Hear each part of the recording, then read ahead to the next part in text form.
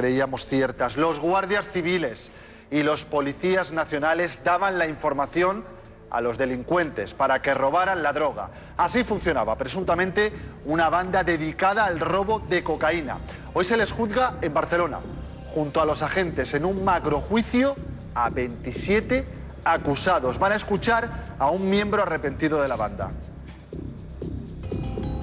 Yo sabía que no me iba a creer nadie. Yo soy un delincuente que estoy en la cárcel y no puedo desprestigiar a la Policía Nacional y al cuerpo de la Guardia Civil porque no me creería nadie. Ha sido pieza clave en el juicio que se celebra en Barcelona por narcotráfico y en el que están acusadas un total de 27 personas, entre ellos 7 guardias civiles y 2 exinspectores de policía. Miembro arrepentido de la banda y que cumple condena por 2 asesinatos, ha explicado al tribunal cómo se organizaban los atracos y por qué no confesó antes. El golpe más importante que se atribuye a la banda fue en 2004 en el puerto de Barcelona. La DEA informó a la policía española de que iba a llegar un contenedor en el que ocultaban más de 1000 kilos de cocaína.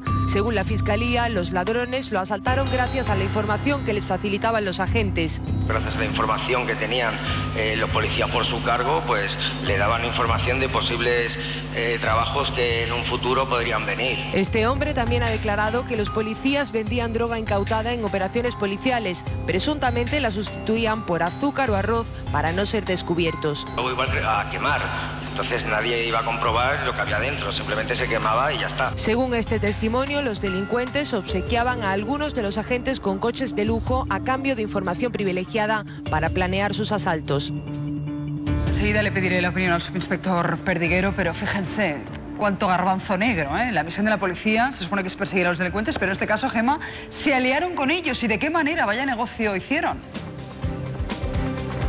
Pues sí, así lo cree el fiscal, que de hecho pide penas de unos 39 años de cárcel para algunos de esta veintena de acusados y de hasta 50 para el que considera el cabecilla de la banda. A estas horas debería de haber empezado esta segunda sesión del juicio, pero como podéis comprobar a mis espaldas, están saliendo los medios de comunicación, también las personas que asistían, porque finalmente el juez ha decidido suspender la vista. Al parecer, uno de los procesados no ha comparecido hoy. Se trata de uno de los considerados delincuentes comunes de todo este entramado, por lo que el juez ha decidido parar máquinas, aplazar la vista de hoy hasta la semana que viene, hasta el día 26, y mañana proseguir con las declaraciones que ya estaban previstas para la jornada de mañana. Hoy tendríamos que haber escuchado a otro de los supuestos cabecillas de la trama. Ayer se negó a declarar el que supuestamente orquestaba la banda criminal, según el fiscal, y hoy tocaba el turno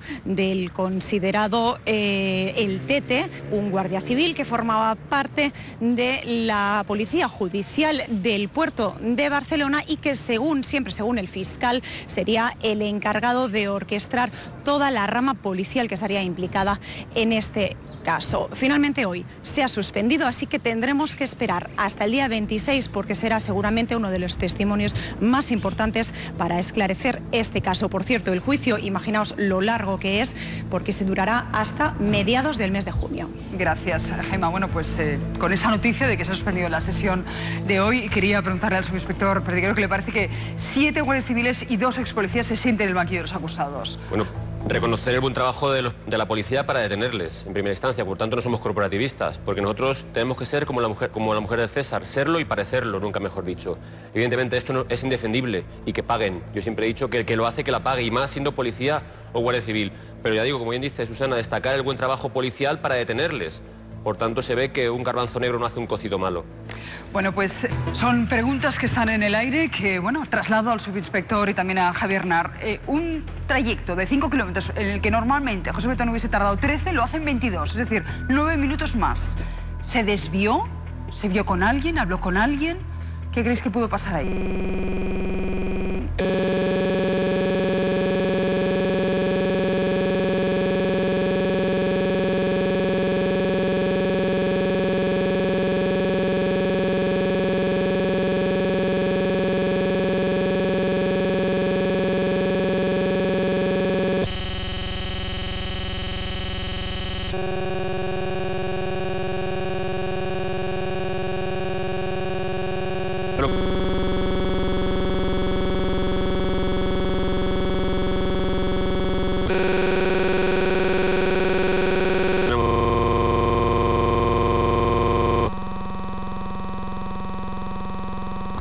que investigar, hay que destacar el buen trabajo del Grupo de Homicidios y Desaparecidos que está agotando. Dicen que la esquemadilla la hemos mirado muchas veces. Hay que agotar cualquier posibilidad al respecto de encontrar a los niños. Y evidentemente todo lo que ha dicho él hay que hacer la investigación para desmontar, como así hemos hecho todas las versiones que ha estado dando José Bretón. Fijaos, ¿Y por qué buscaban, perdóname, sí, Alfonso, tanto en las quemadillas, sabiendo ahora que los niños nunca llegaron a esa finca? Claro, pero lo sabemos ahora. Pero hasta ese momento había que agotar esas versiones, esas posibilidades porque incluso en la casa se buscó en un principio, por si recordáis, él dijo, vamos, la fogata que había, que decía que había restos, que luego se demostró que no era. O sea, ha habido que analizar todo prueba por prueba para desmontar todas las versiones que ha dado ese señor y situarle en el recorrido, aportando cámaras de seguridad, aportando testimonios, y ahora lo que va a salir últimamente... Es laborioso y lleva mucho tiempo. Es que a lo mejor no sabemos que están en las quemadillas por todo el trabajo que ha hecho la policía, Javier. El hecho de que no fueran en el asiento del coche no significa que no pudieran ir en el coche. También hay que investigar ese punto, o sea, no se deseche el hecho de que no aparecieran en cámara, porque pueden estar en otro lugar, dentro del maletero, por ejemplo, ¿no? Esa es la hipótesis en la que no queremos pensar, pero lo que pasa es que la policía trabaja con todas. Javier hace bien, porque nos vamos a poner en lo peor, Javier, y porque la historia nos demuestra que es mejor reponerse de una mala sensación que de una buena. Si tenemos que pensar de víctimas, de niños que lamentablemente han muerto, esos 9 minutos dan para poco o casi nada. Depende. Porque eso lo que significa es si puedes hacer actos de preparación y por lo tanto de ejecución inmediata y también de desaparición. O sea, el problema fundamental voy a ser todo lo crudo que hay que ser, ¿no? Cuando se planifica una muerte, el problema fundamental es qué hacer con el cuerpo, no la propia muerte. La muerte es sencilla, lo dificilísimo es la desaparición del cuerpo. Si tienes una trama preparada, lo fundamental es dónde hacer desaparecer los cuerpos. Son cuerpos pequeños y por lo tanto es posible. Pues ahora recurro a vuestro olfato por lo que acabas de decir. De verdad, pensando en lo peor, porque será mucho más fácil el día de mañana alegrarse si las noticias son buenas. Vamos a ver imágenes de la búsqueda que se ha hecho en las quemadillas. Exhaustiva no, agotadora. La policía ha llegado a la conclusión de que no llegaron allí después de buscar ahí, en la finca. Después de buscar en colectores de aguas residuales y pluviales. Después de buscar en pozos, en graveras, en el río. Y yo os pregunto, con vuestra experiencia, tras casi 7 meses de búsqueda, 2 cuerpos pequeños, pero a la postre 2 cuerpos, ¿pueden no haberse encontrado o es que definitivamente no están ahí, como cree la policía? Es muy complicado, ¿eh? Da igual que sea... hemos resuelto homicidios, asesinatos por huesos pequeños, de una mano o de un pie. O sea, que es encontrar algo, un indicio de algo. Y que hay que dejar claro que los buscamos vivos. O sea, que no dejamos de buscar a los niños vivos. Y en esa situación luego podemos buscar entornos de restos como las quemadillas, pero a los niños se les busca vivos. Sí que lleva razón Javier en el sentido de que 9 minutos da para mucho, para demasiado. En todo caso, cuando hay investigaciones que en 1 minuto y medio han hecho desaparecer un cuerpo, pero ya tienen todo planificado. Y este señor tenía todo tan planificado como se ha demostrado últimamente, tenía la mente tan fría y lo ha preparado todo con tanta frialdad, valga la redundancia, que cualquier cosa se puede hacer en 9 minutos. ¿Se ha buscado todo lo que se tenía que buscar? Te lo digo porque estamos viendo imágenes, pues eso, ahora mismo en el río, ¿no? Acuérdense ustedes de una huella sospechosa en ese río. No sabemos si, bueno, puesta ahí de manera premeditada o no. La ven ustedes, que de alguna manera también se apuntaba como pista falsa, pero la conclusión policial, ¿se ha rastreado todo? La conclusión policial, y voy a decir esto porque luego pasa lo que pasa, manteniendo intacta la presunción de inocencia de José Bretón, la interpretación de esa prueba, de una huella y de una sábana al lado del río, repito, la interpretación de estos señores que son policía y saben bastante más que nosotros de esto, es que es una prueba ficticia, preparada y colocada adrede ahí. La intención no se sabe, la autoría tampoco, porque si supiéramos quién es el autor de la prueba falsa, tendríamos medio caso resuelto. ¿Por qué saben o por qué tienen tan claro que es una prueba falsa? Porque para llegar a esa huella tiene que haber muchos más indicios hasta llegar a la huella. No hay un camino, no hay un recorrido. Tiene que haber más pisadas y hay una. Claro, sola, una sábana. ¿Qué fin tiene eso? O sea, entonces ahora hay que investigar la huella, la sábana, intentar sacar de la sábana cualquier resto de ADN o cualquier posibilidad, pero está todo... Por eso digo que en el montaje de este señor ha hecho todo tan fríamente que es muy complicado, por incluso utilizar un contenedor más lejos que el otro, sabiendo que está la cámara de seguridad. Hay que tener una mente muy perversa para dejar una huella falsa. Hay que ser muy retorcido, y no estoy apuntando a nadie, porque no digo que tenga que ser Bretón el que lo haya hecho. No te voy a dar las ideas, pero yo te puedo decir que conozco 3 métodos para en ese tiempo y en ese escenario hacer desaparecer los cuerpos. No me lo digas, porque yo sigo pensando que, bueno, pues lo más fácil es que, oye, en ese momento se cruzara con algún coche, tuviera algún compinche y los niños estén a buen recaudo. Eso es lo que quiero creer. Un investigador que ha estado buscando al milímetro a Ruth y a José es Luis Avial, propietario de Georradar, de la empresa Cóndor Georradar. Él ha colaborado con la policía y trabaja en esa otra hipótesis de que realmente los niños, bueno, pues lamentablemente hayan sido asesinados y estén en algún punto. ¿Cómo valora, muy buenos días Luis, ese vuelco en la investigación? ¿Los niños nunca podrían haber estado en las quemadillas?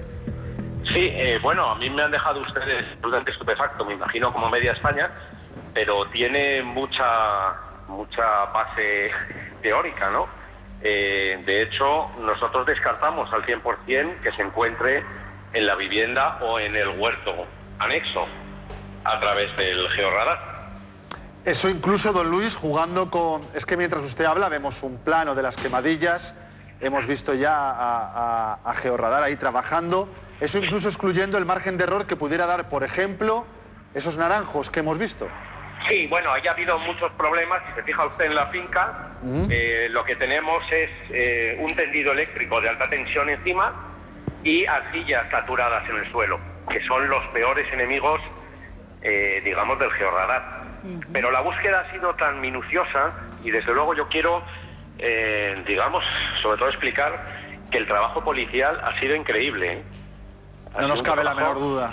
Súper serio. Quítame la radio, por favor, que estoy en la radio. Le están interrumpiendo, no pasa nada. Nos decía Luis que el Georradar ha estado trabajando y además ha sido un trabajo policial preciso, intenso. No ha habido rastro de los pequeños ni en la finca, ni dentro de la casa, ni en las paredes. Es que se ha rastreado todo, absolutamente todo, Luis. Sí, bueno, el trabajo policial yo quizás es lo que más me ha impresionado. Es decir, nosotros ya hemos colaborado con la Guardia Civil y la policía, pero realmente el ver trabajar a esta gente es un espectáculo, ¿eh? Tienen una preparación increíble y yo, mire, le voy a decir una cosa. Estoy convencido que van a resolver el caso, no tengo la menor duda. Bueno, pues me consuela que diga eso, de verdad, Luis, y más sabiendo que usted tiene una larga experiencia en casos lamentablemente como estos. La policía subacuática ha buscado en el río, pero con buzos. ¿Cabría otro sistema? ¿Habría otro sistema para hacer esa búsqueda en el río? Sí, eso es absolutamente cierto. Hay un sonar de barrido lateral, digamos, que va pegado al fondo y que no le interfiere y que no haya visibilidad. De hecho, nosotros hemos trabajado para la Guardia Civil con este sonar, que es un sonar de barrido lateral. Y bueno, en el caso de que hubiera, por ejemplo, una maleta, un objeto conteniendo esos cuerpos, eso sería muy fácilmente detectable por el sonar de barrido lateral. En cambio, los buzos tienen que ir palpando, la visibilidad es cero, es decir, aparte de ser muy peligroso, ellos pueden pasar a 1 metro de eso y no verlo.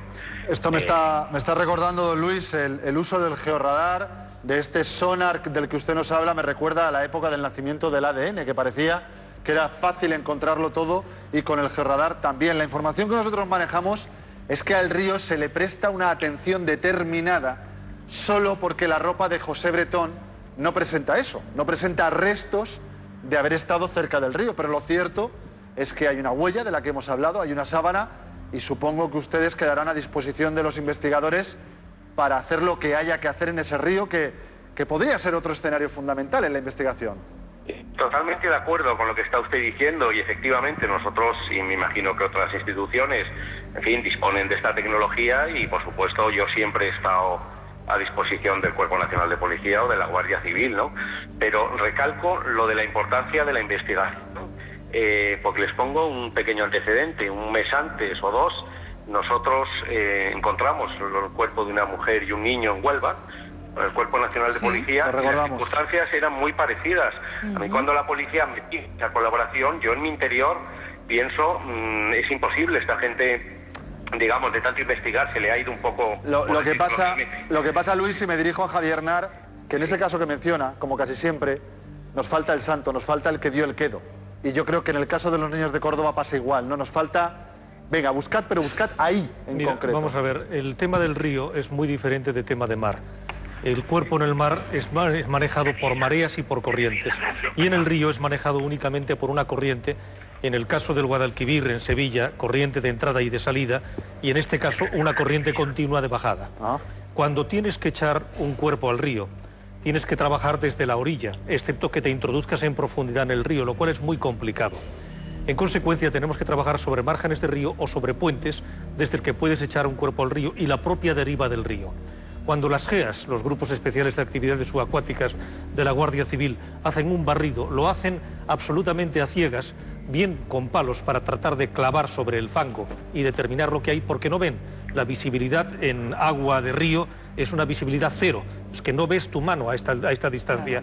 Por lo tanto, aunque trabajan coordinados y en una situación, yo diría, como una red, como una malla. En red, y van avanzando y van cuadriculando, es un trabajo extraordinariamente exhaustivo. Efectivamente, es un margen posible de error, aunque extraordinariamente difícil. Lo dice con el quien sistema tiene de barrido una lateral, experiencia como buzo, ¿eh? Sí, con el sistema de barrido lateral, que se utiliza, por ejemplo, mucho en lo que es la búsqueda de tesoros o búsqueda de arqueología submarina, lo que tienes es un corte lateralizado de lo que es el sustrato de fango de un río. Y en consecuencia puedes observar cuerpos dentro de una masa uniforme de fango. Ojalá, se puede localizar mucho mejor. Ojalá nada de esto que estamos contando sirva para nada. Ojalá no haya que buscar cuerpos y ojalá no se encuentre. Te digo una cosa, yo no creo que esté en el río. Pues bueno, creo. Ahí lo dejamos. Son tus palabras. Yo me quedo con las palabras de Luis Avial, que este caso se va a resolver, que está convencido de que el trabajo intenso y absolutamente profesional de la policía va a permitir llegar antes o después a una solución.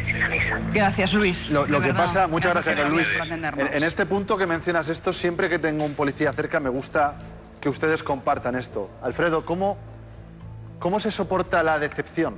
Un día, otro día, otro día. Porque al fin y al cabo es un trabajo que no tiene el resultado que tú quieres. ¿Cómo se lleva?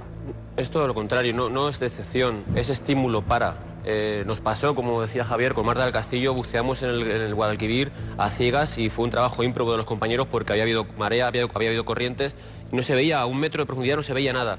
Pero lo que hacemos es estimularte. O sea, los compañeros del grupo homicidios están estimulados porque es un grano en el culo, con perdón, que tenemos y que tenemos que sacar adelante.